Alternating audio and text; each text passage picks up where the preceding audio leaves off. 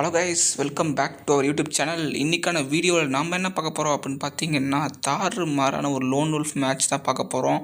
அதுவும் இல்லாமல் இந்த கேம் ப்ளே பார்த்தீங்கன்னா வேறு லெவல் இருக்கும். தயவு செஞ்சு எல்லாருமே வீடியோ ஸ்கிப் பண்ணாமல் பாருங்கள். முக்கியமாக நம்ம சேனலில் யாராவது புதுசாக பார்க்குறீங்கன்னா மறக்காமல் சப்ஸ்கிரைப் பண்ணுங்கள், லைக் பண்ணுங்கள், உங்கள் தெரிஞ்சவங்க ஃப்ரெண்ட்ஸ் எல்லாருக்குமே இந்த வீடியோவை ஷேர் பண்ணுங்கள். கைஸ், இப்போ வாங்க வீடியோக்குள்ளே போகலாம்.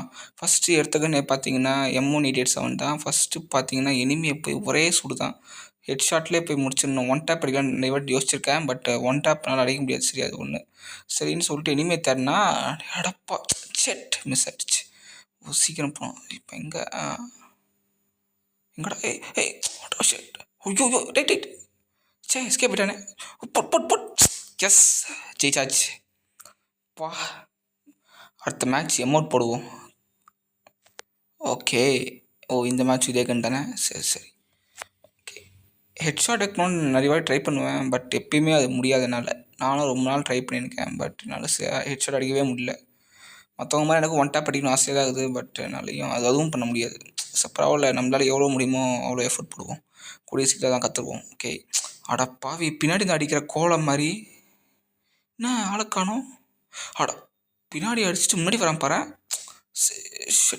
பா, ஜஸ்ட்டு மிஸ்ட். கொஞ்சம் விட்டுருந்தா அவ்வளோதான். நல்ல வேலை. ஐயோ, எமௌண்ட் போட மாட்டானே. பரவாயில்ல, இந்த மேட்ச் பார்த்தீங்கன்னா எமௌண்ட் போட்டு இனிமையே பார்த்தீங்கன்னா வேறு லெவல் கடுப்பாகணும். அதான் என் பிளான். ஃபஸ்ட்டு நம்ம எடுக்க வேண்டிய கன்று M82B தான். இந்த கன் பார்த்திங்கன்னா ரொம்ப ஃபேவரட் எனக்கு. இந்த கன்னில் பெரிய பிரச்சனை அப்படின்னு பார்த்தீங்கன்னா, இது பர்முடாவிலோ இல்லைனா ஏதோ ஒரு மேப்லேயும் கிடைக்காது. வெறும் இந்த கிளாஸ் ஸ்குவாடு இல்லைனா அதிகபட்சம் கிளாஸ் ஸ்குவாட் ரேங்க்கு இல்லைனா லோன் வுல்ஃப் தான் இந்த கன் அதிகமாக கிடைக்கும். சரி, இதை வச்சு எனிமி தலையில் ஒரே போடு ஹெட்ஷாட் போட வேண்டியது தான். என்ன, ஸோ சும்மா ஸ்கோப் போட்டு பார்ப்போம்.